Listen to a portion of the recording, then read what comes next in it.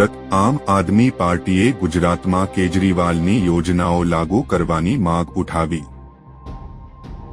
આમ આદમી પાર્ટીએ સુરત કલેક્ટરને આવેદનપત્ર પાઠવ્યું છે, જેમાં દિલ્હી સરકારની યોજનાઓને ગુજરાતમાં લાગુ કરવાની માંગ કરવામાં આવી છે। ના નેતાઓએ આક્ષેપ કર્યો કે ગુજરાતમાં ભાજપ 30 વર્ષથી શાસન કરી રહી છે, છતાં રાજ્યમાં આપની લોકકલ્યાણકારી યોજનાઓ લાગુ કરવામાં આવતી નથી।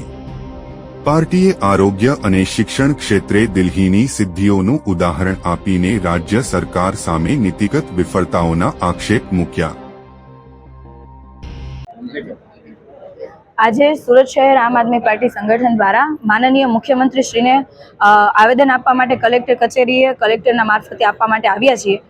આપણને બધાને ખબર છે કે છેલ્લા 30 વર્ષથી ભારતીય જનતા પાર્ટીની સરકાર ગુજરાતની અંદર છે, પરંતુ દિલ્હીની અંદર જ્યારે ચૂંટણી આવે છે તો ત્યાં મોટી મોટી વાત કરવામાં આવે છે કે જે અત્યારે અરવિંદ કેજરીવાલ દ્વારા જે સુવિધાઓ હાલમાં અપાઈ રહી છે એમની એવી સુવિધાઓ ગુજરાત મતલબ દિલ્હીમાં ચાલુ રહેશે। ચૂંટણી આવે છે એટલા માટે, એટલે કે બહેનોને 2500 રૂપિયા દર મહિને, પ્રસ્તુતા મહિલાઓને 21,000 રૂપિયા આપવાના, વૃદ્ધોને પેન્શનો ચાલુ કરવાના। તો છેલ્લા 30 વર્ષથી ગુજરાતની અંદર સરકાર છે, તો અહીંયા કેમ કોઈ સુવિધા નહીં?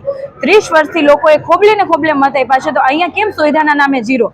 એટલે આનો મતલબ એવો કે એકને ગોળ ને એકને ખોળ। દિલ્હીમાં ચૂંટણી આવે છે તો ત્યાં વાહવાહી લૂંટવાને મત મેળવવા માટે ખાલે ખોટો મેનિફેસ્ટો બહાર પાડીને લોકોને ભોળવા માટેનું કાર્ય કરી રહ્યા છે। જો એમને ખરેખર દાનત હોય, ખરેખર જો એમને એમ લાગતું હોય કે ભાઈ આ સુવિધાઓ તમામ સુખાકારીની છે, જન કલ્યાણકારી સુવિધા છે, તો કેમ ગુજરાતમાં ચાલુ કરવામાં નથી આવતી?